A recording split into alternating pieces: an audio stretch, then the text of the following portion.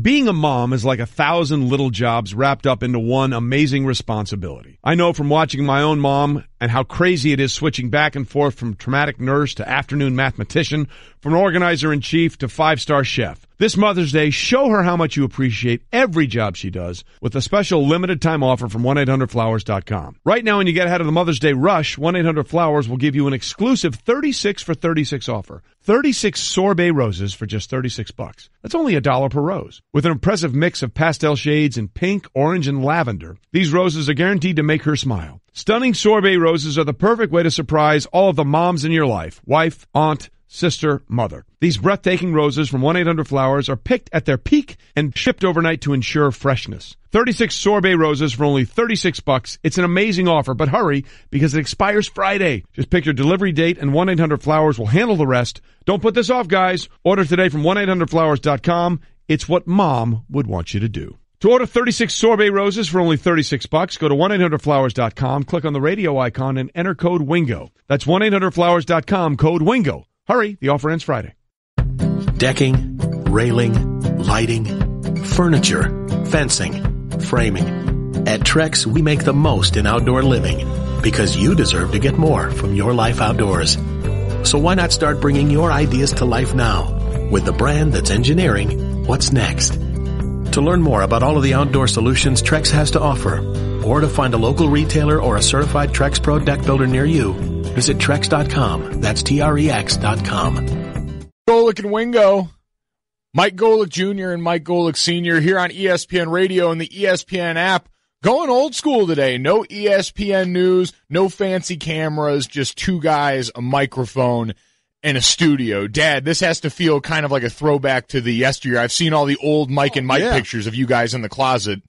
Oh, man, you got bailed out hard. You're lucky Cliff can't see your microphone. I did. Now. Justin helped me out here because Justin goes old school with me. We are old school. Just on radio, we're here in Dallas at 103.3 ESPN and doing our show. This is like when I would do shows on the road very early on in Mike and Mike, and I was calling college games. I would go on the road, and I would be in this is before the colleges had the incredible setups that they have. I'd be in closets, basically. Luckily, this is way nicer than that. And just doing the old radio, my picture wouldn't be up. This is even before Mike and Mike was on TV. So this is back to the roots a little bit, something you know nothing about. This is your millennials. You have no clue about this kind of radio and broadcasting. Except this is literally the show I do every day from 4 to 6 in the morning before I come over to you. Other than that, you have no idea what's going on. Other than that, and I just want it on the record that before we turned the microphones on, my dad looks over at me, dead serious, and says, the best part about not being on TV today is I can put on my glasses whenever I want. That's exactly right.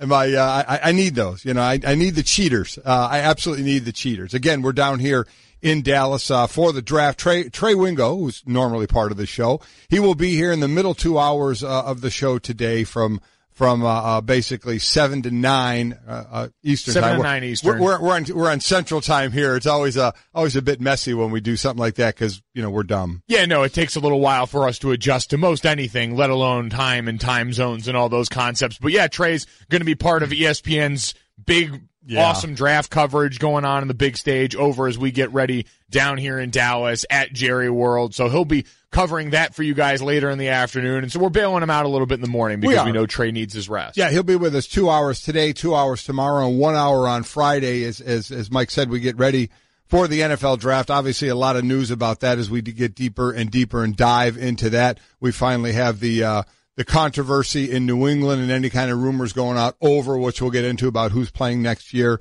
and who's not. And I think, Mike, one of the great things that you and I can do is we can, throughout the show, relive our draft day and being at the draft site of wherever it was when we were, being drafted. For me, it was New York, and hanging out at there in the green room, getting ready for the draft and get great snacks. Great snacks back in that. That's right. Neither of us were at the draft, were we? Yeah. No. Well, you know what we can do? We can explain it from the other side.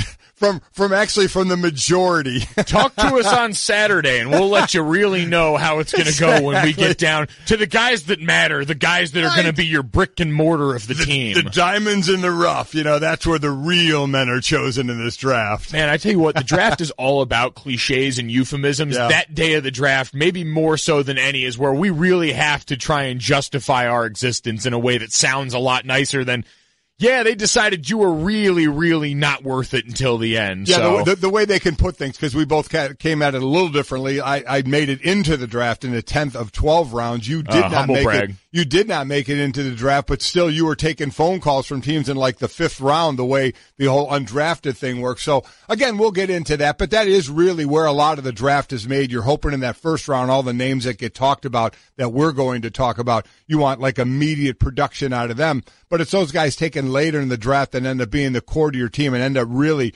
making or breaking a coach on players that he can find to see how well a team can do. Yep, so we've seen teams like the Seahawks, the Patriots for years build in those later rounds and create some of the future stars of tomorrow and some of the sports talk radio hosts of today very, very soon. But in the meantime, one of the other things that I'm always excited about on this show is the massive generation gap between the two of us. So we will have education time when it comes to Meek Mill and what the hell happened in Philadelphia last night with the freeing of a rapper and a social media phenomenon. But before we do that, we start today, as we start every day, going off the top. It's time for Off the Top. Whether you like it or not, It's just beginning. With Golic and Wingo. And we begin off the top as I pay my homage to Trey Wingo with that throw there, with the Warriors defeating the Spurs Tuesday to advance to the Western Conference semifinals, where they'll meet the New Orleans Pelicans. The Warriors swept the Pels in the 2015 first round, Anthony Davis's only other postseason appearance. Yeah, you look at these two teams as we look forward to it. Warriors won 3 of the 4 games against Pelicans this year. DeMarcus Cousins, though, played in 3 of those 4 games. In the game Cousins missed, Steph Curry was also not there, and Steph Curry very well may not be around for this one either. And we know Boogie Cousins is also gone here. But this one last night, Draymond Green had a monster game for Golden State. 17 points, 19 rebounds, averaged 18 rebounds the last 2 games that they played. Kevin Durant there with 25 points. Klay Thompson with 24. I was amazed, Mike, in the last game, that the one game they lost to the Spurs, and again, thoughts and prayers out to Greg Popovich and the family. He's missed a couple games with the passing, obviously, of his wife, Erin. But the Spurs got that one win, and all the talk all of a sudden, oh my gosh, Golden State misses Steph. The other guys, who's going to take the shot? Come on. I mean, seriously, this Warriors team, I still think is the best in the Western Conference. We'll see when they get Steph back. And they ended a series we all knew was going to end with either a sweep or, in this case, it was going to be 5 games. Yeah, and the Warriors understand the value of this. That was the only thing I was shocked by, that a team with the championship clout the Warriors have, who understand the importance of closing an opponent out when it's time, let the Spurs get that one game back into this. But they end that last night. Draymond Green, who you mentioned, had a great ode to Greg Popovich after the game, he did, in the press conference. And all of these guys were cognizant that this series was a little bit bigger than what we just saw on the court. And how much are we looking forward? As I said yesterday, I'm starting already to look forward to that second round, this matchup and the Houston and Utah matchup. Obviously, we'll get to at some point, but this one, the way Anthony Davis, we know how great he's been, but he's been nicked up obviously a little bit in the past couple of years. But the way he's playing right now, this could be a real interesting series. I mentioned yesterday one of the best performers of this playoff run that we've seen, but I neglected his teammate and one of the guys in the backcourt there, Drew Holiday, who's been a star. Yes, he has. So far, as we continue with Off the Top. The 76ers beat the Heat Tuesday to win their first playoff series since 2012.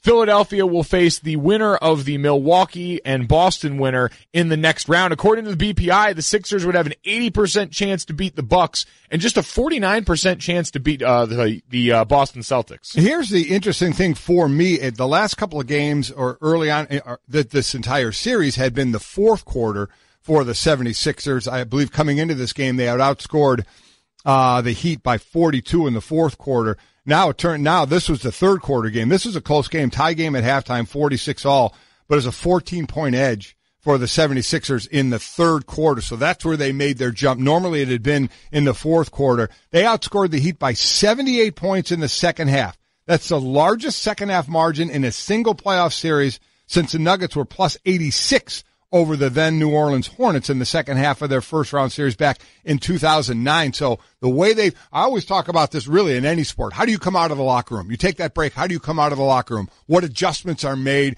and how well can you perform from there? So here it was the third quarter. Before it had been the fourth quarter for them, but either way, it's been the second half for the 76ers and how well they played. Last night, it was J.J. Redick leading the way, I believe, with 27 points. Yeah, J.J. Redick been a big part of it, the veteran presence in that locker room. And J.J. Redick, a guy we'll hear from in a little bit about the mindset of this team going forward. But it's just been such a turnaround for this group win total-wise. Their 56th win of the season last night after totaling 56, I believe, the entire 3 years combined. So the Philadelphia 76ers made the switch from a bad team to a good team in a very short amount of time. Making the switch, brought to you by Pennzoil Synthetics, taking synthetic motor oil performance to a whole new level. Make the switch to Pennzoil Synthetics today. We'll get into plenty more news from Philadelphia. There's a lot more night. Going on in Philadelphia on and off the court. Yeah, we got to peel back that onion in a little bit, but for right now, we'll continue with Off the Top. The NBA playoffs continue Wednesday as the Cavaliers return home looking to take a 3-2 series lead against the Pacers. With a loss, LeBron James would face elimination in a first-round series for the first time in his NBA career. Yeah, something he's certainly not used to. A guy averaging 32, 11, and 8 for this series. He's about to become the NBA playoff leader in steals. He has 393, 3 steals away from passing Scottie Pippen for the most in playoff history. That became an official stat back in 1973. But as you mentioned it, this has been a series, and this again has been LeBron James basically doing this by himself, and just how far can he carry this team? I think already there are those, I may be one included, I think they've already had more trouble in this series than some thought they would have. And I believe I said the Cavs in 6 or 5 or 6 in this one, and certainly they may need everyone. They're going to need at least 6 games, if not 7. We'll see how this one comes out tonight. Game 5 winner of a best-of-7 series, tied at 2-2, has gone on to win a series 83% of the time. So big win out, a big game. I would expect LeBron to come out strong again, like he did in Game 2 of this series. Yeah, this reeks of that opportunity here. Now, on the off chance that LeBron James did go down in this series, he's won 3 of the last 4 that he's trailed 3-2 in. But the Cavs, you can't let it get to that point now. There's no amount of matching suits that would be able to elevate you out of that panic. And I'm with you. I think I picked the Cavs in 3 to start this series. But Victor Oladipo and company had other plans in mind. He's been sensational to start this series, but Victor Oladipo is someone that I overlooked, the Pacers I overlooked, and I owe them an apology. As we continue now, there's someone I owe a bigger apology as we continue with Off the Top. Al Horford. Around the All-Star break, I slandered Al Horford in ways that were crass, offensive, and now I have to own up to my mistake. Yeah, you got to walk that one back. Al Horford had 22 points and 14 rebounds as the Celtics beat the Bucks 92-87 on Tuesday night to take a 3-2 series lead. And Al Horford, old man buckets, has been absolutely giving work to Giannis and this young Bucks squad. A little bit of controversy with a little over a minute in that game. They were up 5, and a Horford shot looked like it was after the shot clock had gone off, and he missed it, but the Celtics got the rebound, and the Bucks had to foul and go down that road. But there was the coach yelling, a player saying, wait, there was a shot clock violation. They didn't get the call there. As I mentioned, it's a 5-point game with a little over a minute to go. You wondered if the Bucks could make that run right at the end there to catch them. What I thought was surprising, Antetokounmpo, just 10 shots in this game, dishing the ball out a little bit more. He had 10 rebounds and he had 9 assists in this one. But as I mentioned, just 10 shots. It was Middleton with 21 shots. Bledsoe had 15 shots. He had a big one late in this game as well. But I thought the lack of shot taking by Antetokounmpo was interesting. And then, listen, every game has a call here or a call there. You know, for a foul call, that's more obviously subjective.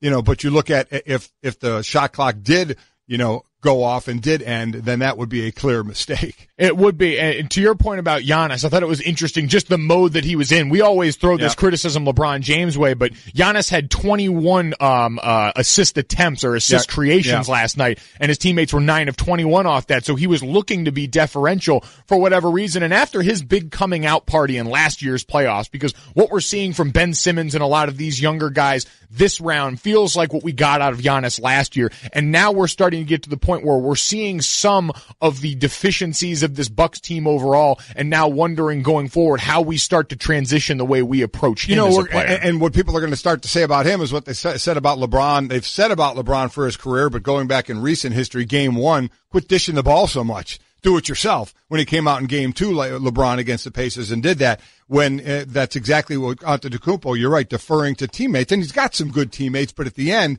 you want, okay, Giannis, take the shot, take the ball, do your thing like he's done in a decent amount of this series. Yep, that's the maturation process we expect with all these guys. And it is worth noting that while I will publicly apologize to Al Horford, my take was not unfounded. The last pick in the All-Star draft. Oh, good call. Yeah. And he hit the buzzer. Deserves a little bit. That was purely on accident. As we continue with Off the Top. Dad, this one's going to feel pretty good for you. Shohei Ohtani reached 101 miles per hour Tuesday, the fastest by any starter this season, but struggled with his control against the Astros as he issued 5 walks, more than his first 3 starts combined. And I know this is something you're going to be interested in. Mm-hmm. I want you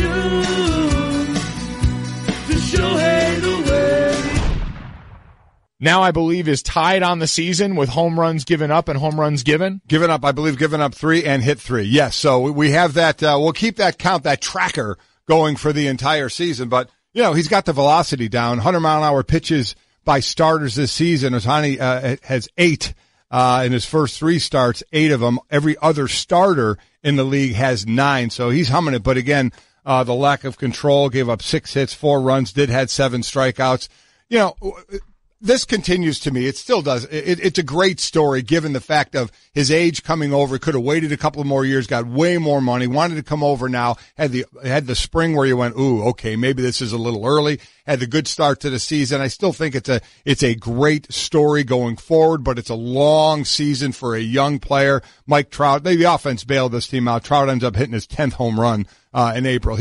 Mike Trout is doing Mike Trout things. I mean, best player in baseball that hasn't won enough MVP awards. Yeah, casually leading the majors in home runs again. And you have to feel like this is the perfect situation for him as Shohei Ohtani continues to be the story, and Mike Trout, who would rather live his life as anonymously as possible, gets to continue to do so and just play damn good baseball in the process. So the Shohei tracker continues to go. That was Off the Top here on ESPN Radio.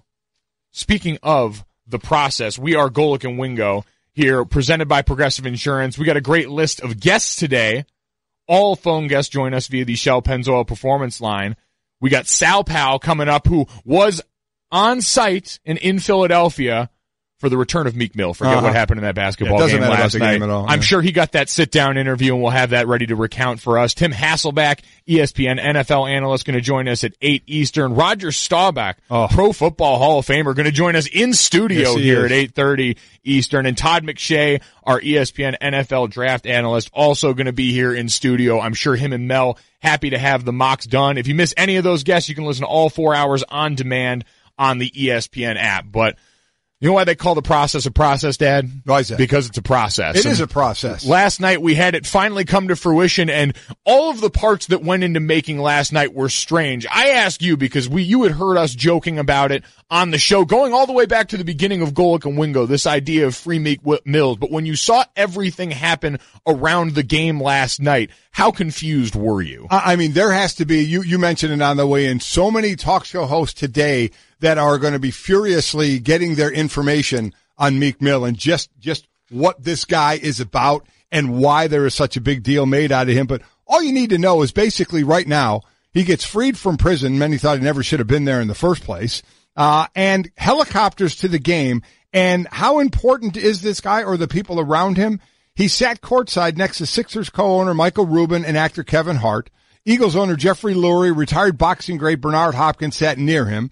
National champion Villanova Wildcats posed for pictures with Mill in the locker room. And before the game last night, Mill met privately with the Sixers in their locker room. Rubin had organized prison trips for the stars Joel Embiid, Ben Simmons, and Markelle Fultz, all to visit Meek Mill. We know Robert Kraft, the owner of the Patriots, visited Meek Mill in prison. So, I mean, it's been a phenomenon right now that, you know, your millennial group here could explain a lot more than my group and Trey's group on just Meek Mill and the whole thing surrounding him. But all you had to see last night was him coming to the game and the amount of of power of stars that were around him was amazing. By far the weirdest part, because you're right, I could sit here and explain to you what this means, why he's a symbol for the larger idea of looking at prison reform that Malcolm Jenkins and some of the guys in Philadelphia there with the Eagles have been looking at, or I can marvel at just how incredible it was that in 2018 I saw a picture of Robert Kraft and Meek Mill tweeted from the Patriots official Twitter account saying, "Justice for our friend, finally free." But you mentioned Joel Embiid, one of the Sixers stars, who went and visited Meek while he was in jail last night after the game, was asked about what the effect of Meek Mill being in house was on this team. It was great. When he was in jail, I went to visit him, and he wasn't feeling good. You could tell he was trying to hold on. So to be here and to kind of provide this opportunity for him because he's been following us, and for him to kind of come to this type of game, and that was a close-out game, and we got the win. I was just happy. It blows my mind, and I'm not going to get into, the charges of why he's in jail and the breaking of probation and all that. I mean, if you Google that, find out yourself for it. To me, the phenomenon is just the big time people that wanted to be around him, that either visited him in prison or were there when he got out. And just the story behind it is incredible that, as I mentioned, so many people I'm sure will be Googling today to try and find out all the backdrop to all of this. Yeah, all the 20-something producers and board ops are going to earn their keep today as they furiously explain to sports talk radio hosts, this is why this matters so much. But the social media phenomenon that it happened to coincide at the perfect time with a team that sort of is of this same ilk, a team that is young, a team that has come together through a process that itself was newsworthy and finally gets to see the culmination of it in a moment last night where once you heard that Meek Mill was going to be in the building, once you heard all of this coming together for the game, we all just looked up and said, it's just how much the Sixers are going to win by. Well, that's exactly right. Because listen, in our world of sports, the Sixers are the story and what they've done over the process, and that it actually worked for them. Depending on how well it worked, you can go by the number of years it took to get to where you are, to where they are now. But the social aspect of this thing with Meek Mill has been absolutely incredible. Obviously, we'll have our fun with that, but focus in on the sports side of it and the 76ers. But it blew my mind. Right out of prison, right onto a helicopter, and all these stars just meeting this guy, sitting with him and taking pictures of him. Just incredible. It's incredible, but you mentioned it. We'll have plenty more on the basketball angle for this. A common misnomer about the process that we will put to rest based on what we've seen with this 76ers team. A bold proclamation from one of our colleagues about the future of this team and more. But coming up next, while we're seeing something new from the Sixers, we may also have seen something old and familiar for the final time last night.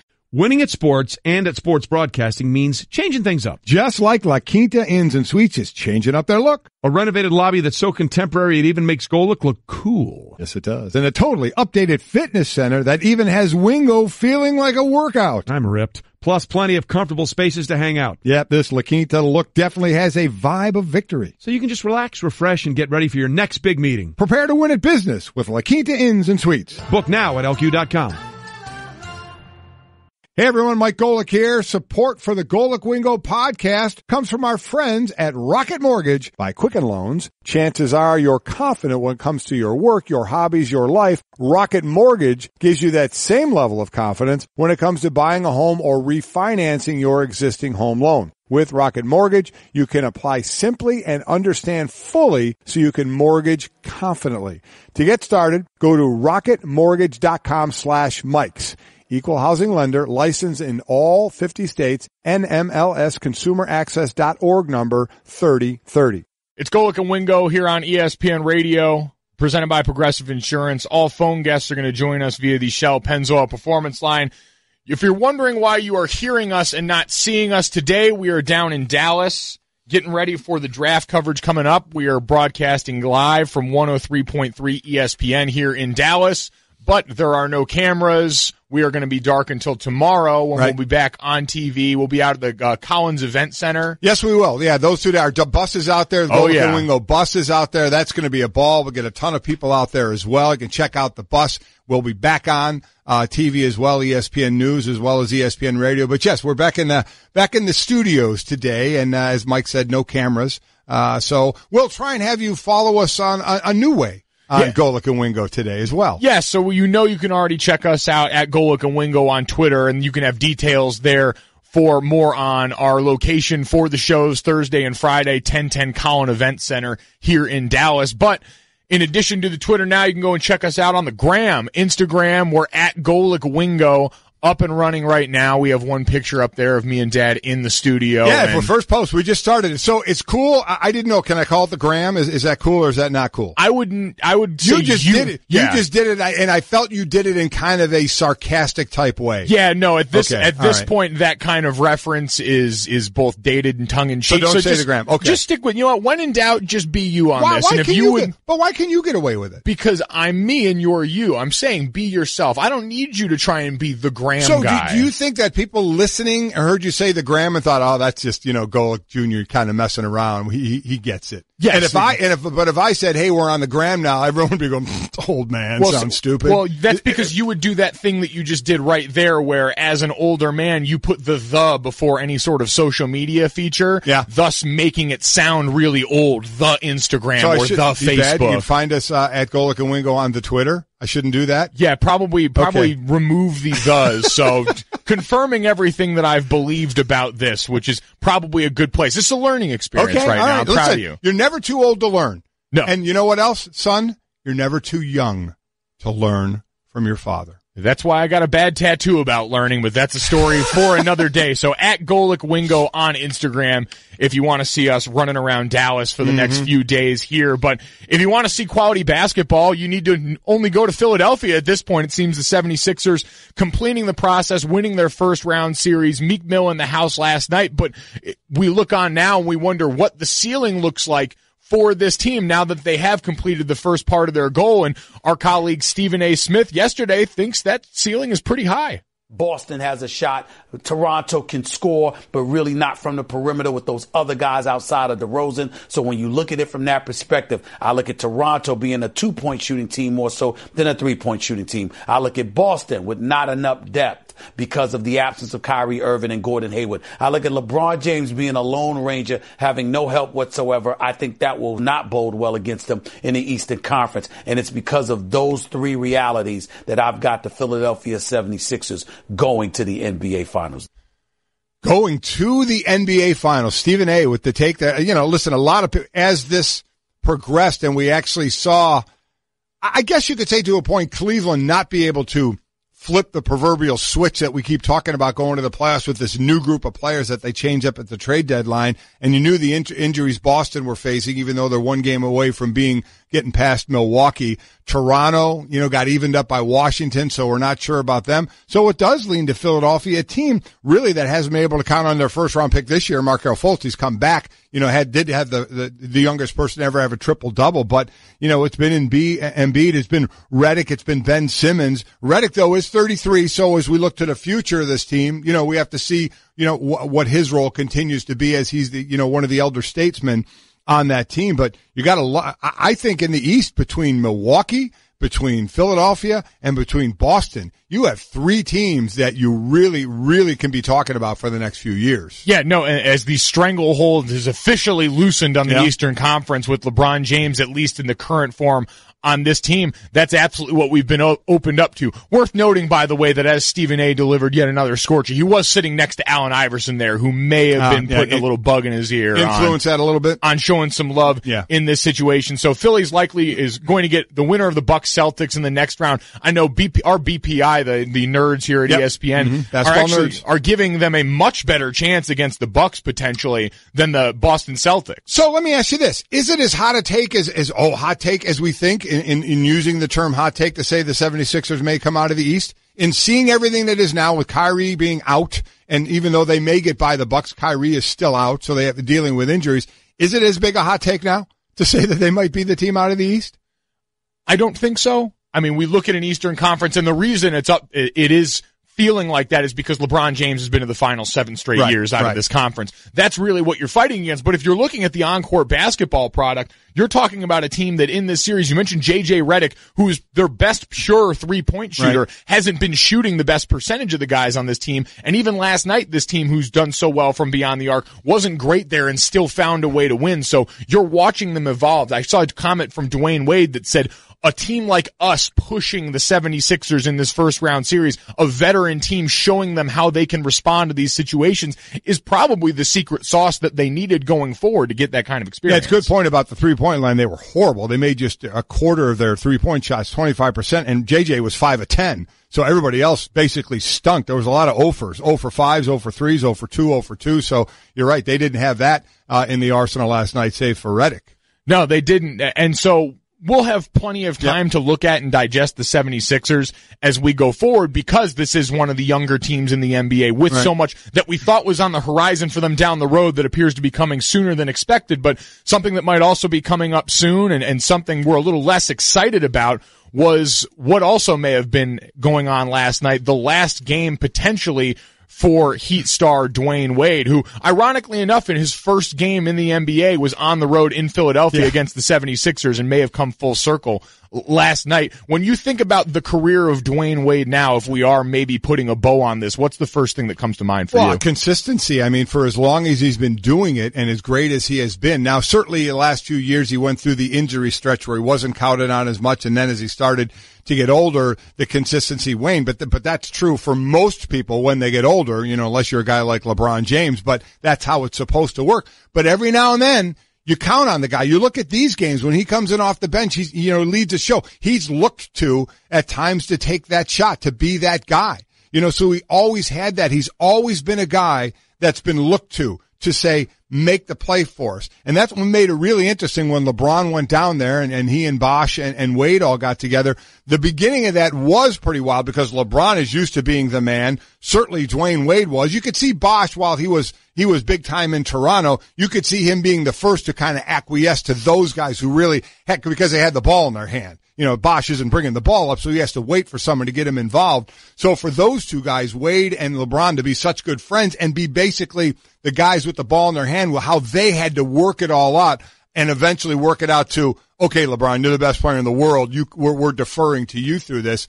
But you saw Wade a couple times in the series playing well, and you kind of revisited beating Father Time a bit. But at this point, he just can't do it at the level consistently enough to see what he's going to do and whether he's going to try and come back. As far as hearing it from the man himself, here was Dwayne Wade last night when asked if this was indeed his last game. Of course, y'all know I given it thought. This is Philly, and I love Philly, but ain't going to be no breaking news here in Philly. I'm sorry. So I appreciate y'all concerning, but we'll worry about that later. Ain't gonna break nothing here. Listen, he could have said he was retiring last night, and I wouldn't have believed it. I've said it from the beginning of time of me ever being in front of a microphone, and I'll never not say it, is never listen to somebody right after season is over. He said now it's family time. He's going to go chill out. He's not going to worry about basketball for a while. He said there's a long time until basketball starts up again, or he has to even think about a decision. And he'll take that time. Everything's got to relax, got to rest, got to calm down a little bit until you can make that decision not to play basketball. Now, I don't think guys ever miss getting on the court and playing, even though it is an 82-game schedule. It can be grueling. There's a lot of work to get involved to get yourself ready for that players just don't want to do anymore. And it'll be a little while before we find out whether he wants to go through that again. A lot of time for that. So in the meantime, he'll go and ice up those knees, which when I think Dwayne Wade, I think knees and shot blocking. That's basically what it comes down to with Dwayne Wade, who, when it's all said and done, will be in that conversing for one of the best shooting guards of all time. But right now, him and Gabrielle Union got a little quality time to get to. They got a lot more quality time. So, reading her tweets at times, he gets a little, Yeah, didn't check Gabby's Twitter feed last night, but have a feeling there might have been a little more come on home in that. So, we've got that in tow. Dwayne Wade will wait and hear the official word on that stellar career. But speaking of retirement talk, you get to stand up and get on the table and brag about being yet again as another star flirted and now seems to be done flirting with potential retirement. And the biggest news of the off season. Every deck is made for standing on, but there's only one that's always had a way of standing out. So if you're looking to bring more style, comfort, and creativity to your life outdoors, call on the brand that's known for making the most in outdoor living. From decking, railing, and lighting to furniture, fencing, and framing, at Trex, we're engineering what's next in outdoor living. To learn more about all of the outdoor solutions Trex has to offer, call 1-800-289-TREX or visit Trex.com. That's TREX.com.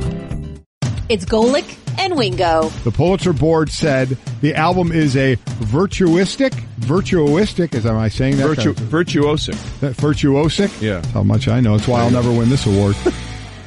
I should have posted that on the gram. Golic and Wingo, presented by Progressive Insurance. Small business protection just got easier with more than 30 coverage options available. Progressive has you covered. More at progressivecommercial.com.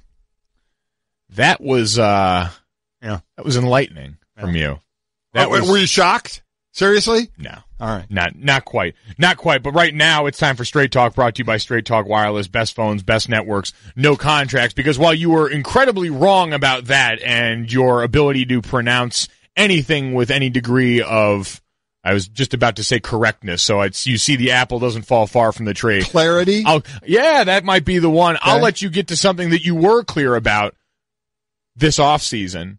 We mentioned before, we're dealing with the impending retirement of Dwayne Wade, potentially, who might have played his last game in Philadelphia last night. Manu Ginobili, the Spurs star, as they got that series finished off against Golden State, may have also played his last game last night. And we'll certainly get into Kawhi Leonard and what's going to go on this summer to try and keep him in the San Antonio Spurs uniform. Yeah, there's some things in play with that story, but I wanted to make sure that you had the appropriate amount of time to stand up and take what I'm sure credit you were going to take for yourself already when it comes to Rob Gronkowski and his decision about the 2018 season. Rather than me talk about it and give myself the credit, why don't you, as a son to looking up to a father, and a father who gives out wisdom and advice all the time that a son doesn't take as much maybe as he should, maybe you should give me credit for being right all along.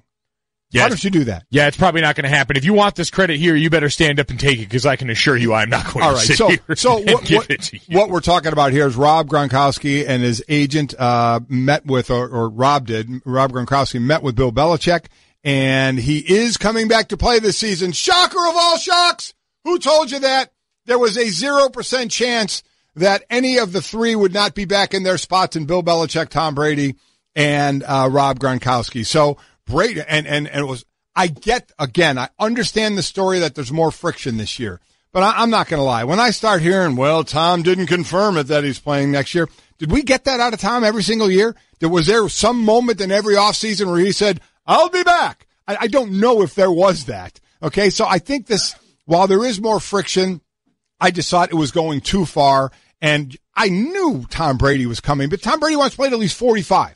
All of a sudden, what's he going to say if he retires? Now, possibly his wife could have something to say about that and have him maybe retire before 45 talk at to some Jay point. Feely again, who's got his own issues to worry about, so maybe he's hoping to talk to Giselle and Tom. Exactly right. Or he just, wants to end playing, or the friction is too much. Gronk was the wild card to me. We just played yesterday when he was in doing the press conference for dirt biking in his Monster energy drink outfit and such. Dude's a pleasure. I love the guy.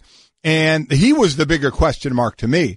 But now he has said he's going to play. But even with the bigger question mark, I never thought he wasn't going to play. Even with all these surrounding rumors with the Patriots, because that's been the difference this offseason, as you mentioned all of those other instances, but we've never had as much of a peek behind the curtain at what may not be so great and what we thought was this ego-free paradise in New England. If you tell me now it might be his last year, I may be more inclined to believe that. He has 2 more years. That is my thought process, that this was the last season we're going to see Rob Gronkowski. He's making $8 or $9 million this year, and I think $10 million next year. And so if he plays that out, it would be 2 more years, but it would not shock me if he played 1 more, in hearing again about his money, saving his money and all the other things he can do. Tom has steadfastly said he wants to play till he's 45. So it would either take his wife saying, dude, I want you to be done, be done. And Tom's talking about the kids getting older and family. And I certainly could understand that the way he's playing. His kids are going to be playing with his kids at some point in the league. Or as I said before, the friction is just too much with Bill Belichick, and they've been together so long and butting heads maybe so much after this year. We'll see how it goes, but I think he keeps playing, and I think he wants to keep playing. Gronkowski, it would not shock me if he would be done after this year. But going back full circle and taking the credit I deserve, I said there would be 0 chance that any of those 3 would not be where they are right now. And that's exactly what's going to happen. Patriot fans, breathe easy. You'll be one of the favorites to get to the Super Bowl again, and we'll see what happens. Do you know, by the way, where Rob Gronkowski broke this news yesterday? Oh, my gosh. No, I did not. I do not. Where did he break it? Did he break it on the snap face? No. Oh, okay. Boy. Oh, boy. No. Try again. The Insta-twit?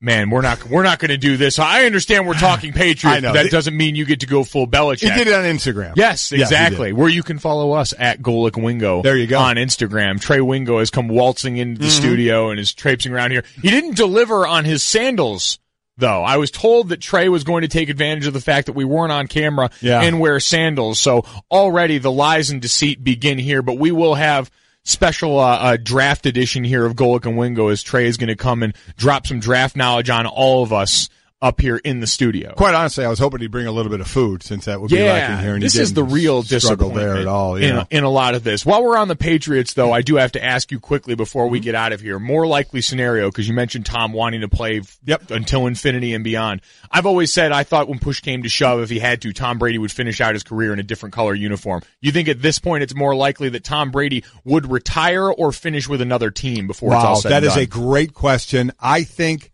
he would retire. And not so much saying that he wouldn't want to play with another team, because I think if he still wanted to play and there was no option in New England that Bill Belichick did his, you know what, we're just moving in another direction, and Tom wasn't going to be a Patriot but still wanted to play, I don't think he would think twice about it. We've seen Jerry Rice, some of the greats of all time, going in other uniforms, and while fans of that team don't want to see it, if a player wants to play and that option isn't with that team that he's been with forever, play.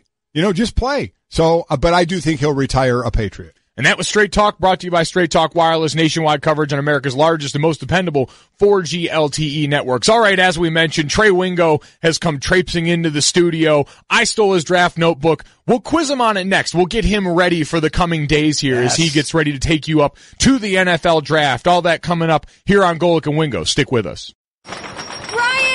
I don't know how else to say this, so I'll just say it. What is it, Linda? I think we should see other people. Are you breaking up with me? On a roller coaster? Well, we do have a lot of fun. Maybe we should stay together. An emotional roller coaster? Surprising. What's not surprising? How much you could save by switching to Geico. I just need a little me time. Geico. 15 minutes could save you 15%.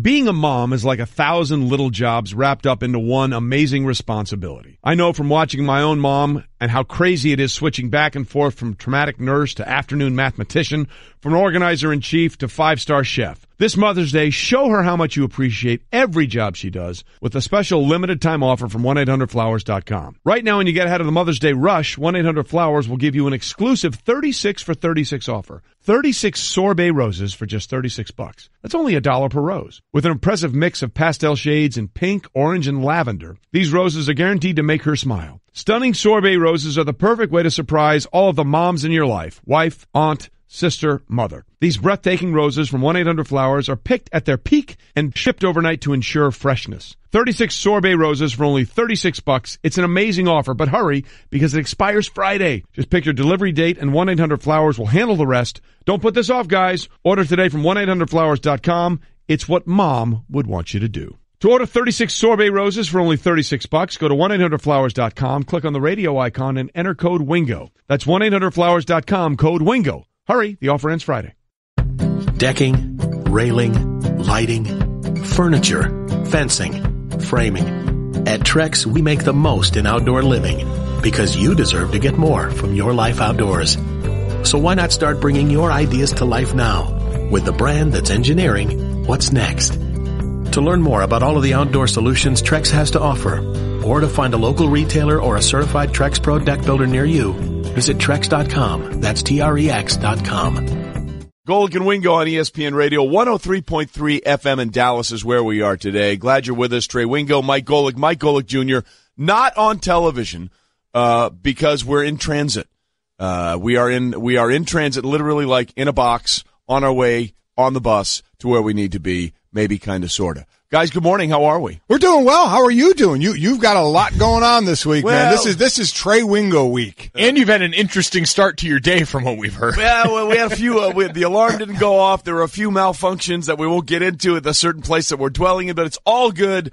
Glad we're here with you guys, and we're not on TV today, so it was okay for me to show up just in underwear, right? The amazing thing is when we were talking about tweets, that was some of the first tweets we got. Do you guys have pants on? Now, it's always a great question because when I used to be on the road for college games, I'd either do it at the college station or from my hotel room, right, of which I would just lay in bed how I spent the night. A lot of free and easy moments. Well, there you go. And to Junior's credit, I heard him as I was walking in. I did promise, flip-flops and shorts today, but apparently I have to do some sort of meet and greet after the show. And I was like, yeah, they're probably not going to want to see that side of me, so I decided not to. Is there anybody that wants to see that side of you? Nobody. You know what? Not everyone deserves to see flip-flop Trey. That is a unique experience that we want to keep special. That's a good point. Respecting the one elder in this room and not the other one. Hey, now. Well, that's never going to happen with you. You know that, right? Yeah, I do. You know that. I mean, whatever. It's like, let me put it this way. When he was growing up and you were, he was like 14 or 15, and you tried to teach him stuff in football, he'd say, Dad, shut up, right? Well, no, actually, he was pretty good. He listened, and then he listened, smile, nod, and then go do whatever he wanted to do. It's exactly right. Chappie was the same way. I mean, I could tell him, one time I told him, Dad, he said, Chappie, you should get a weight belt. He goes, that's so stupid. Yeah. Then 2 weeks, a month later, someone mentioned him, hey, Dad, can you give me a weight belt? Yeah. See that? As long as somebody else mentions it. Somebody does it. As long as not the dad does it, it always works. So I had to channel all my information that I wanted to tell him through Stink. And Stink would tell him stuff. You know what? The roundabout way to do it is perfect like that. See, parents got to start gaming it like this. I heard Mike Freeman on Twitter was talking about the draft and said that one draft prospect told him that teams had been asking him about his girlfriend, and one team had even asked him if she was the one. And I said if moms were smart, they would start paying these teams for that kind of information, because if that gets brought up on Thanksgiving, he's never going to say anything. But when it's a team and it's a job interview, of course you're going to probably stammer your way through an answer that's a little more truthful, and that's where mom can strike. That's exactly right. That's why moms win. Trey, one thing I'm a little, upset. Uh-oh. You haven't brought up yet. We just talked about it right before the top of the hour, and my son at least gave me the credit to give myself the credit. I haven't heard you say all the time. You try to, whoa, Mike, I don't know, just 0% chance. Go ahead. Let me just say one thing. Yeah. We don't know if Belichick's coming back yet. That's the one thing we're sure of. Congratulations. You did a nice job there. You didn't take the bait. Although I must say, in somewhat a defense of my good friend Adam Schefter, as we are presented by Progressive Insurance, and all phone guests joined us on the Shell Pennzoil Performance Line, that his information wasn't wrong.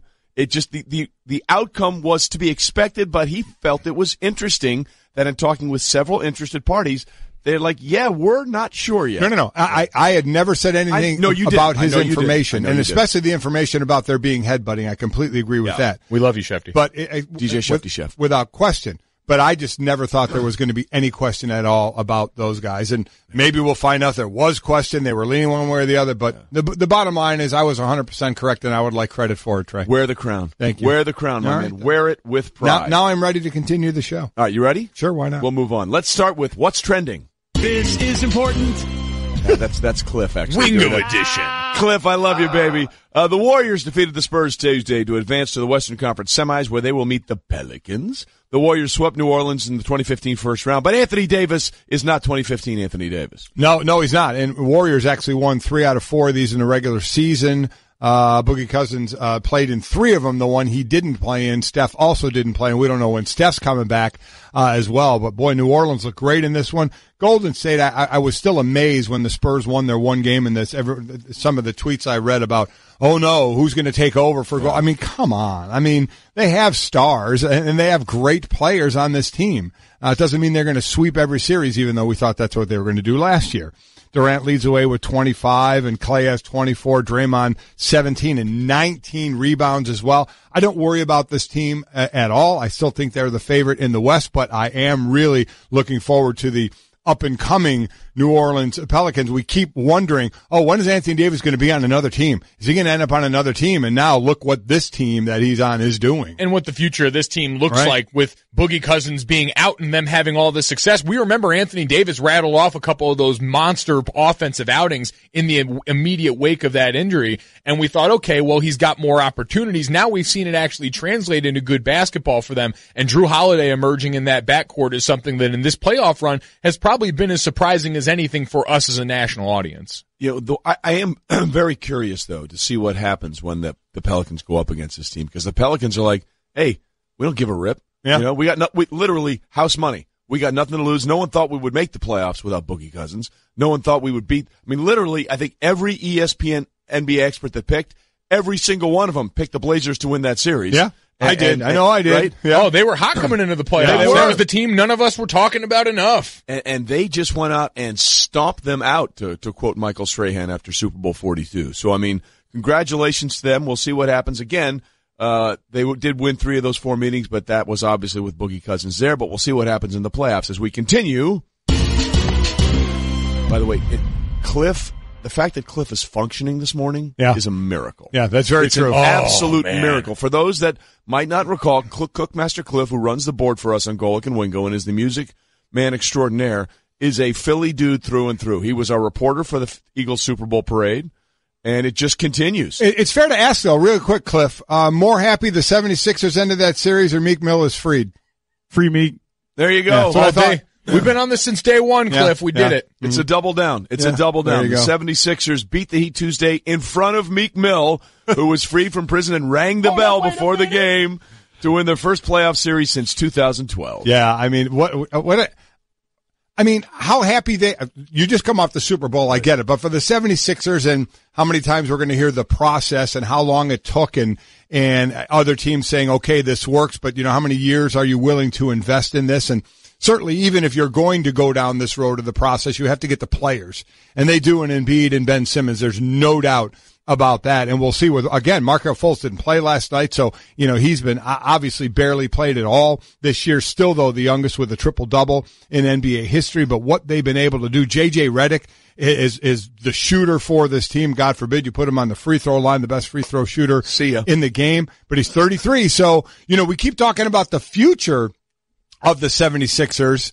He's one of those guys. How much longer for him? Certainly he can do what he's doing, I would imagine, for a while longer. It's not like I'm saying he's going to retire, but we talk about Ben Simmons and Embiid and Markelle Fultz, and how young these guys are. It is balanced out with some veteran leadership. Well, and that's the criticism we always lobbed at this team for so long when they were losing is, you've amassed all of these young, talented players, but there's no presence in that locker room. And the value of having veteran leadership in a group to sort of corral all these guys and help show them the way. So that's J.J. Redick's role in this as much as anything else. But a quick ode to the process. What did we learn throughout this, by the way, is that your process requires some tweaking. And this doesn't go as well as it does, I don't think, without Brian Colangelo stepping in and becoming a part of this and doing the job that he has done. And that bodes really well, by the way, for one NFL team in particular coming up in this draft who is following a similar plan. Well, you can't just leave. That's a very good tease. You want to come on? Yeah, we'll stick around and find out when we talk about the draft later, guys. Wow. I got you. I was going to leave, but now I want to know. That's very, very good. I do too. That's what I do for you guys. Wow. You do something, that's for sure. And we continue. This is important. So that Yankees slow start, apparently like the rest of us in the Northeast, they just hated the weather. Once it's gotten warm, the Yankees' bats have warmed up. They've won 4 in a row after another 8-3 win over the Twins last night. Didi hit his 8th home run, has 3 more RBI. He leads the major leagues with 27, and he also has 8 homers in his last 22 games. 8 home runs. We just were talked about earlier. Mike Trout got his 10th home run at the end of April, and and what else we chatted about with the Yankees, the 7th highest payroll now. How many of these guys? Now, Didi makes $5 million, but some of the other youngsters that we're talking about making $500-some thousand, and they have some room to grow, certainly with salary there. I don't doubt it sometime soon in the near future they'll be back into the top, of payroll, a place they're normally used to being, but it's still early. Well, we're talking 22 games in. They're 4 games behind the Red Sox, sitting at 17-5. Yankees 13-9. Toronto mixed in there as well. But I love watching these teams who are now again, there's no salary cap in baseball, but still, you're not used to seeing Yankee players that are playing so well a lot of times making in this case $5 million with Didi, but again, these other guys making $500,000 and multiple guys, not just one, but multiple guys that are making that kind of money and being so productive. Yep. The under the radar salary Yankees, although I love this. We're talking about Didi Gregorius. Our own Dan Stanzik, super producer, getting in on the hot takery yesterday I on saw Twitter that might not be founded. I saw Stanzik tweet this yesterday. Said, I know there's lore surrounding Jeter as a player, and he's earned all of it, but is Didi Gregorius the more talented and physically gifted shortstop? Wow. That's a Stanzik hot take right there. I don't think it's all that wrong. I mean, listen, we understand all of the parts that made Jeter great. The fact that he's this consummate Yankee, what he was able to do in that city, staying out of trouble, all of the above, the gift baskets. Everything sounds great when we wrap it up like that. But if we have an honest assessment of Jeter the player, do we not arrive at this conclusion? Well, it's way too early to arrive at that conclusion. Let's be clear about that. Or maybe too late. Jeter played for 4,683 years, and Didi struggled, for 2 or 3 years before finally clicking in last year. I mean, there were people a couple of years ago that were saying, I'm not sure if Didi's ever going to get it. Right. And then the athletic part, I may be with you, but everything else that goes with it, we gotta wait. We got a ways to go there. We definitely have to wait. But see, you guys are talking about production. This is sort of the LeBron Jordan argument, where you have a LeBron James who is more talented, but Michael Jordan who is more productive. Oh yeah, you mean one of those stupid arguments? Yeah, one of those realistic arguments right now. Okay. We're talking about the gifts. Well, you are the gift for me, so I really can't say that. So thank you very much. We blew right through the buzzer on that one. I keep you with did really well. Told you, you can try and play me off. It won't work. Yeah, I'm with you. I'm with you. Look, I don't want you to play off because that would mean I'd have to do more this week, and I really don't want to. Yeah. So anyway, glad you're with us. Golic and Wingo on ESPN Radio. We are at 103.3 FM Dallas right now, and we'll be out with tomorrow, next 2 days in the Golic and Wingo bus. Yes, we will. We're excited about that. We're getting ready. We are here getting ready for our coverage of the draft. Our draft coverage will be here all week, Wednesday, Thursday, Friday with us, and also, of course, the draft itself. Starts Thursday night, 7 o'clock on ESPN and runs through the entire weekend. So it's all good. We're ready to go. Mm-hmm. We'll have Sal Paolantoni coming up in about 15 minutes. Right. And I'm told we're actually going to do this again, really? Yes, we are. Yeah. All right, Cliff, let's go. It's time to Try Trey. Yeah, that's about it. We're going to try Trey on the draft. Now, the one thing about Trey is he has a lot of great people at the desk with him, and Mel Kiper will be at the desk, Louis Riddick, and Kirk Herbstreit, where the whole College Game Day crew will be down here as well doing a show, and then Herbie will be on set with Trey on the main set. So we have all these guys with this great info, but Trey really digs down and gives great info off the field about a lot of players. Well, I figure no one's listening to me break down tape. I mean, that would be a waste of everybody saying, hey, what do you think of the three-cone drill?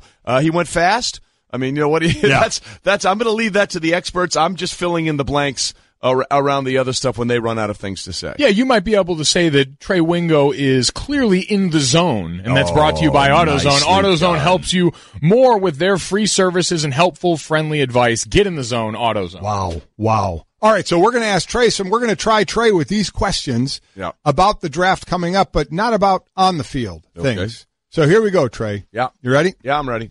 Other than Vita Vea, the defensive tackle, the 350-pounder from Washington. Whose full name is Tavita Tuilokiono Tuipoloto Mosese Afeatu Fayahavea. And there we go. There you have it. Which 2 to 3 potential draftees' names have you practiced saying the most outside of his? There's quite a few, actually, this year. There's Obo Okoronkwo, which I'm just going to go with Obo because the first name is still a struggle for me, but I'll have it by the time he's drafted. I promise, the kid out of Oklahoma. And then there's a kid out of, I'm trying to find him right now. Where is he? Out of Western Michigan, Chukwuma Okorafor. So those are a couple of them. Wow. Now, do you know you're pronouncing them correctly, or are you just saying them with conviction? No. Well, it's just one of those things, where you just act like you know exactly what's going on. Our so you great get that draft researcher, Jim Carr, make sure he puts pronunciations in there. Now, I'm most looking forward to, and you guys will love this because it's a Notre Dame player, going through the entire family history of Equanimous St. Brown, because we just got to tell a little bit of his story, okay? His father is a bodybuilder named John Brown, who was a two-time Mr. World, two-time Mr. Universe, 3-time Mr. World. He met his wife at a bodybuilding show in the 80s in Germany, and this is his quote now. His quote. He picked her because he wanted to have selective breeding. So they picked 2 people that they thought were going to give. Whose quote is that? That's the father. The father, okay. Said, we want to make sure we had good kids. So he named all 3 of his sons this very strict regimen of a name followed by an Egyptian name followed by Saint and then Brown and then another Egyptian name plus a letter. And it's a fascinating thing because all three of these kids, and they're all three D1 athletes, all three of them took the ACT and the SAT in 3 languages, French, English, and German. Seriously? Because she's from Germany, and she only speaks to them or texts to them in German.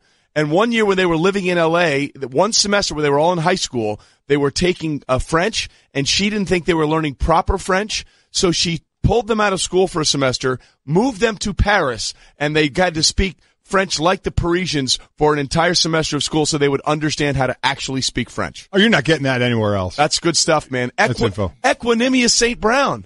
Not gonna lie, watched that kid at Notre Dame for 3 years now and had no idea about any of that. That is 100% a house that has no colorful cereal allowed in the pantry. Yeah.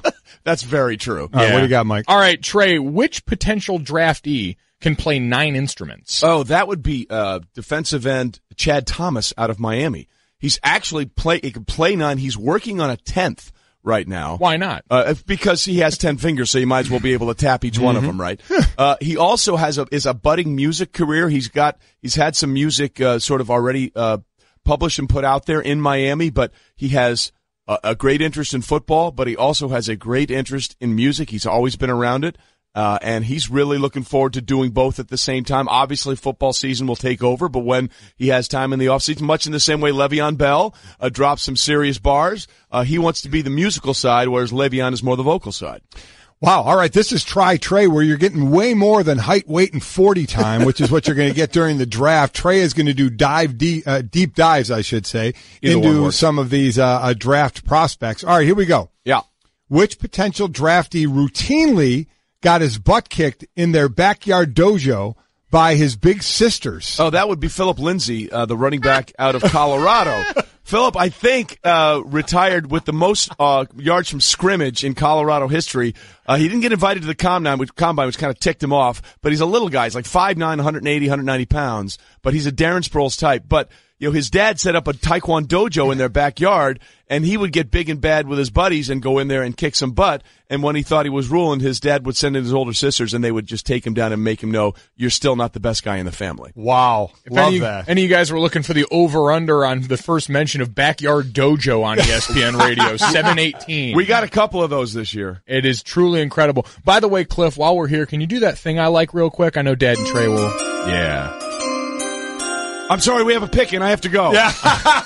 A pick is in, I gotta go. Trey just lost his mind. Trey just heard the training camp horns. Anytime I hear an air horn, I automatically assume I'm late for some training camp meeting. Trey hears those and assumes that he is needed on set right now. But I feel you, dog. Trey continuing to give us all sorts of draft nuggets here. Let's go with this one, Trey, as we try you. Which first-round quarterback had to send over 1,000 emails just to get an offer from an FBS school? Oh, that's really interesting. That might be the first guy off the board. That was Josh Allen. Josh Allen had like 0 FBS offers coming out of high school in Firebaugh, California, a city that's a population of about 7,500 and is made up of about 90% of migrant farm workers. So he went to junior college and sent out 1,000 emails to every head coach, offensive coordinator, and quarterback's coach that he could find, and got 2 responses. And one of them was Wyoming. So he went there, and this is really fascinating. He may have gone from being a guy who had to beg to get a chance to play to being the first guy taken in the 2018 draft. That's really cool. Pretty and cool. By the way, Josh Allen will join us on set tomorrow, hey, 9:30 over by the Golic and Wingo bus. So that's going to be fantastic. Love that. And we're going to take pictures of that. We're going to put it on our Instagram. At Golic Wingo. Come check it out. See that arm strength in person. Yeah. Wait, this is actually happening? Looks great. It's already happening. We are actually going to let that happen. Yes, we are. Fantastic. All right. Well, there you go. We're going to do more. We'll do more of those a little bit later? Yeah, a little later. Yeah. We'll do more later. We definitely have plenty. I love this. So I love so much stuff I didn't know. It is fun. Very cool. You read, look, the thing is, we all look at these draftees, and especially fans, they look at them as products, not people. Right. You look at them, okay, this is a thing that I'm going to plug into my thing here, and this thing is going to perform for me. Whoa. It's not like you're buying a charger at an Apple store. You're buying an actual person that has some interesting things, and a lot of them have overcome a lot of struggles along the way, and that's what I like telling I know about. what you just said, but I feel like a lot of that should have been beeped. Beep. But go ahead. Winning at sports and at sports broadcasting means changing things up. Just like La Quinta Inns and Suites is changing up their look. A renovated lobby that's so contemporary it even makes Golic look cool. Yes, it does. And a totally updated fitness center that even has Wingo feeling like a workout. I'm ripped. Plus plenty of comfortable spaces to hang out. Yep, this La Quinta look definitely has a vibe of victory. So you can just relax, refresh, and get ready for your next big meeting. Prepare to win at business with La Quinta Inns and Suites. Book now at LQ.com. Hey everyone, Mike Golic here. Support for the Golic Wingo podcast comes from our friends at Rocket Mortgage by Quicken Loans. Chances are you're confident when it comes to your work, your hobbies, your life. Rocket Mortgage gives you that same level of confidence when it comes to buying a home or refinancing your existing home loan. Rocket Mortgage is simple, allowing you to fully understand all the details and be confident you're getting the right mortgage for you. To get started, go to rocketmortgage.com/Mikes. Equal housing lender, licensed in all 50 states, NMLS, consumeraccess.org number 3030. All right, as we continue on Golic and Wingo on ESPN Radio 103.3 FM in Dallas, we're presented by Progressive Insurance. All phone guests join us on the Shell Pennzoil Performance Line. And I think for all of us that have worked the NFL draft last year in Philadelphia, let me say Philadelphia, you're welcome.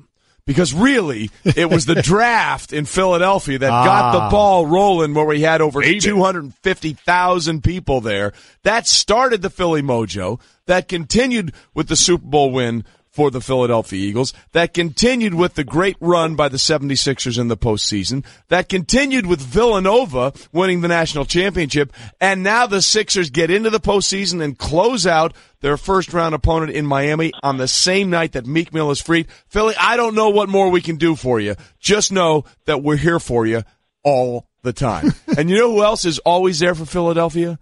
Our guy, Sal Paolantoni. Yes, he is. Sal Pal joins us on the Shell Pennzoil Performance Line, taking synthetic motor oil to a whole new level. Make the switch to Pennzoil Synthetics today. Sal Pal is with us. He'll be embedded with the Jets for the draft, and we'll get to that in a minute because if you don't know your draft history, Sal will always have to be embedded with the Jets after the infamous Bill Parcells interview during one discussion, which was great. We'll get to that in a minute. But, Sal, you were the man on the spot at Philly last night. First of all, did you get to speak to Meek? Very briefly. He was sitting next to Kevin Hart, and at the end of the game, we tried to do a little interview with him, and he was all for it. He wanted to get on SportsCenter. He saw the ESPN mic flag.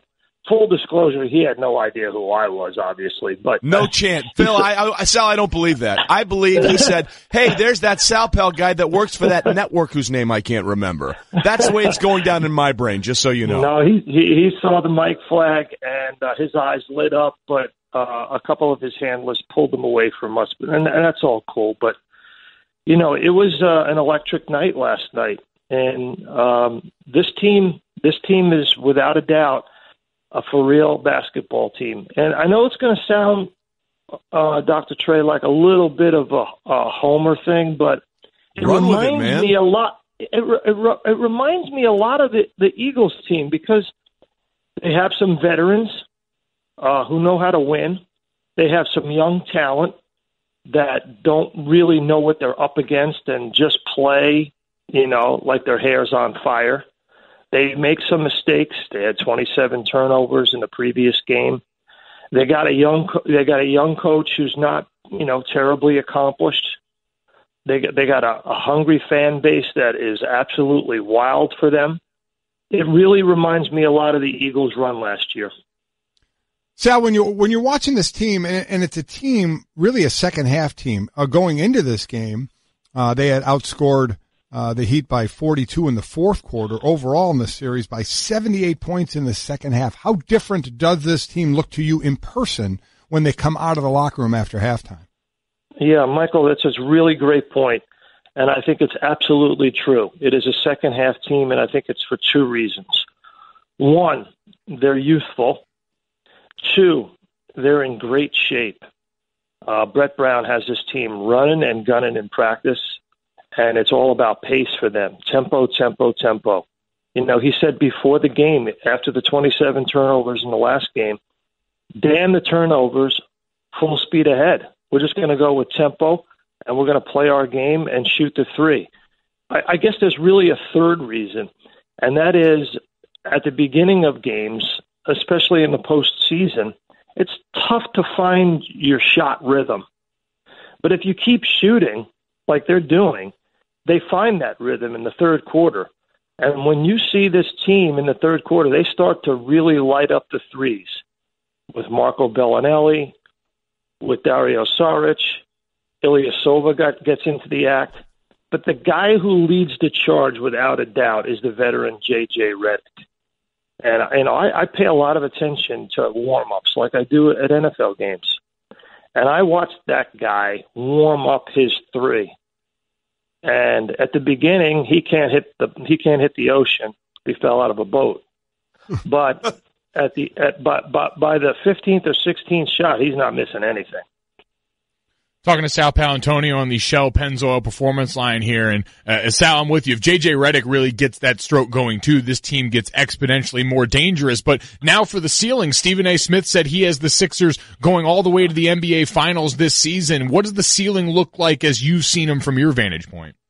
Well, Stephen A. and I were colleagues at the Philadelphia Inquirer. Now we're colleagues at ESPN. We was together last night. I'm not ready to make that prediction yet. I do respect his opinion, obviously, no question about it. He's more of an analyst, and I'm more of a reporter. So I got to cover this next round, and I don't want to go on the record saying one thing or the other. But I'll just say this: they got youth, and they got desire, and they've got a coach that's not afraid to change, make adaptations on the run. And that also reminds me a lot of Peterson from last year with the Eagles. This guy, Brett Brown, can really coach. And he's not afraid to make adjustments. And when you watch him on the sideline, the way he communicates with these young and old players, he's got a really interesting mix now.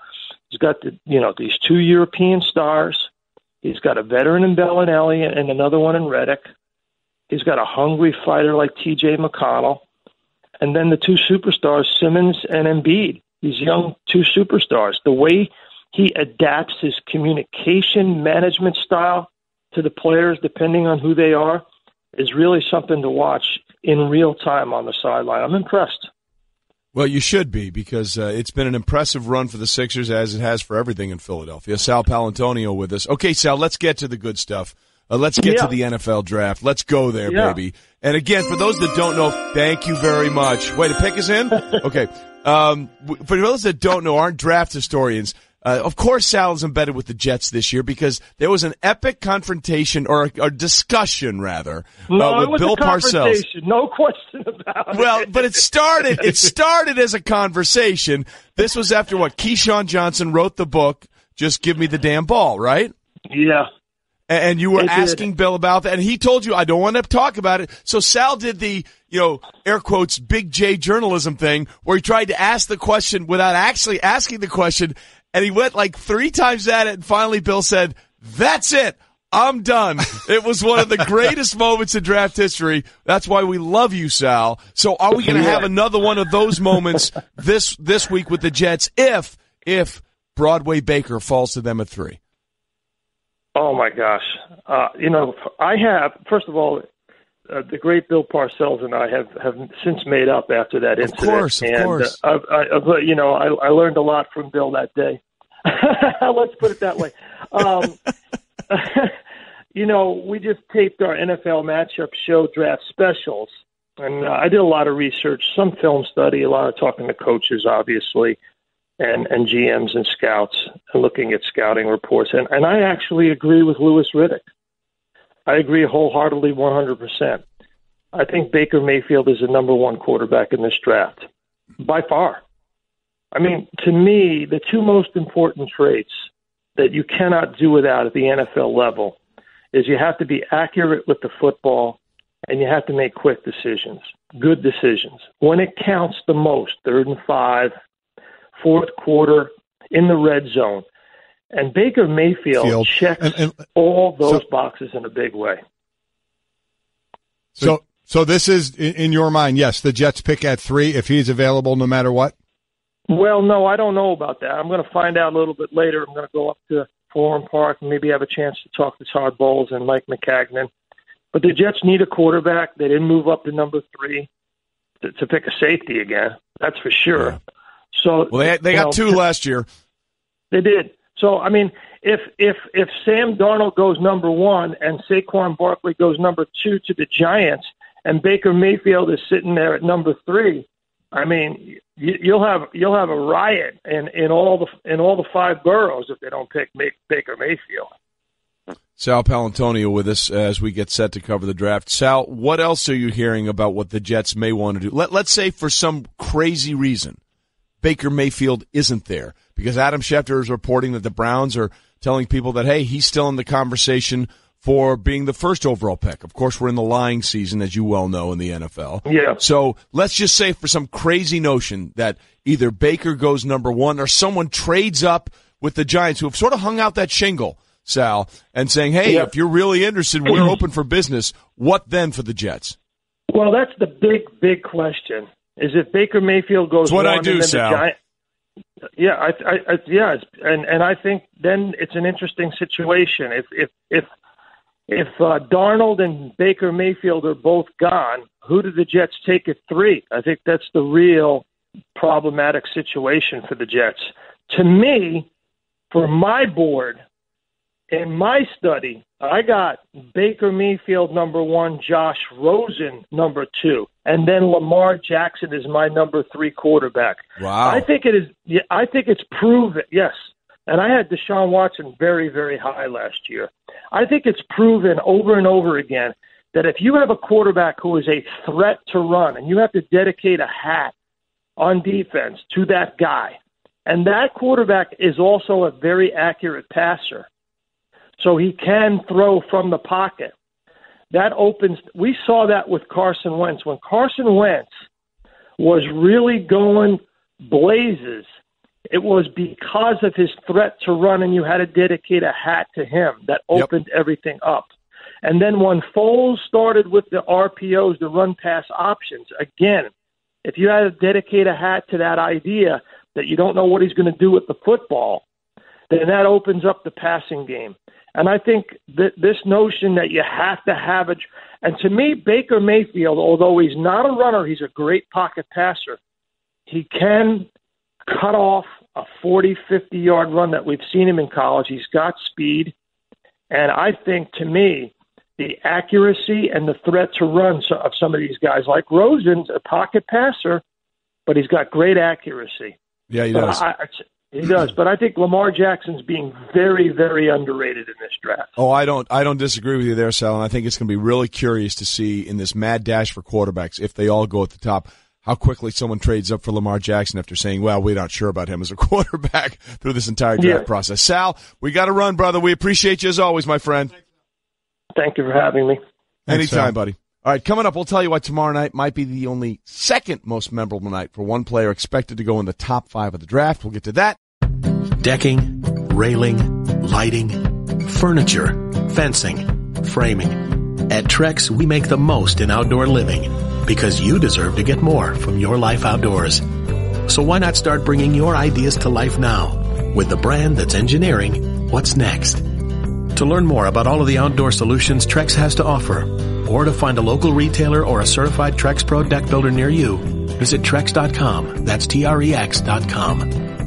Golic and Wingo, presented by Progressive Insurance. Small business protection just got easier with more than 30 coverage options available. Progressive has you covered. More at progressivecommercial.com. It is Golic and Wingo. We are in Dallas in studio, 103.3 FM here in Dallas. Tomorrow we'll be back on TV again on ESPN News as well as ESPN Radio. We'll be doing the show by our Golic and Wingo bus, which made the trip down here. So fans that come on down get a chance to check that out as well and check out the pictures. Our Instagram started up today. It's at Golic Wingo is our Instagram, so you can check that out and follow along. These would be the first pictures and first posts that we have. It's already a problem. During the last tweet segment, I was almost caught off guard and not on the microphone because I was trying to Instagram a box of donuts. This is going to be a challenge. Oh, boy. It's not going to be a challenge. No, if there's one thing I have faith in you, Junior, is to be able to take a picture and eat a donut at the same time. Good point. I mean, agreed. I'm just going to say there are certain things that I would have concerns with you about. Yep. These two would not be the two things that I would have concerns about you. Your guys' confidence means a lot to me. It does, but what else am I going to say at this point? Yeah, Speaking of taking pictures and putting them on social media, congratulations to one Saquon Barkley. Yes. Saquon Barkley is going to hear his name called very early, probably within the top 5 picks of Thursday night's draft, but that will be the second best thing that's happened to him over the last 48 hours because Saquon Barkley is now a daddy.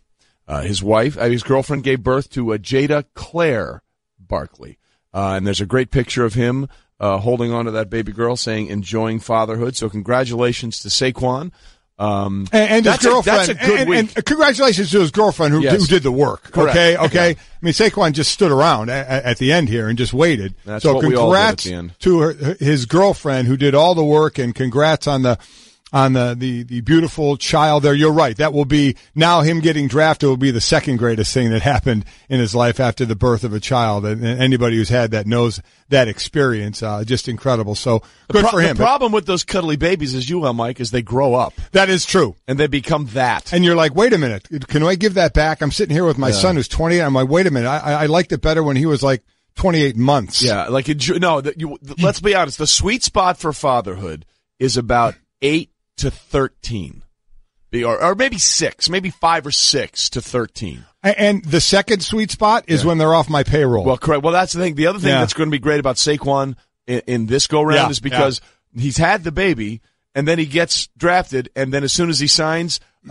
he's off the hook for everything else because it's all taken care of. It was it's cool. all taken care of. I was watching these guys get ready for the draft, and they're all at the different workout facilities, like you were the one you were at work. What was it? Exos. You were working out there. These guys are working out at him, and they did one on Saquon Barkley, and he's working out and preparing, and it showed how mesmerized and how RG3 was working out there, and he even said, "I'm kind of fangirling." It was pretty cool to see how a guy who's thought to be such a great player in the pros and was in college is looking at a guy like RG3 and saying, "Wow, man, this is so cool. I hope I meet him." Yeah, you all have that moment, especially as young guys, because you forget who these guys came up watching now. Because even for me, these guys are 7, 8, some guys 9 years younger than I am at this point going into the draft. So they've come up watching an entirely different set of NFL stars develop in front of them. And that's the hardest transition sometimes for these kids is to not go, "Hey, you're." And like, no, we're equals now, or we're teammates, and we got to be done on that level, which is very cool. So congratulations to Saquon.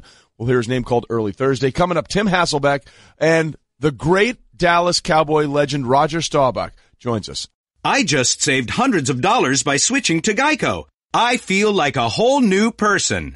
Disclaimer, you will not become a whole new person. This is impossible. You might be able to join a gym or diet program, buy a new wardrobe, get hair implants, but your DNA and physical form will remain the same. Geico waives any and all liability if you attempt to become a new person, except a cyborg. If you choose to become a half-human, half-cybernetic organism with lasers for eyes, the Geico legal team would be cool with that, because, quote, laser eyes are pretty sweet. Pew, pew, pew, end quote. Geico. 15 minutes could save you 15% or more.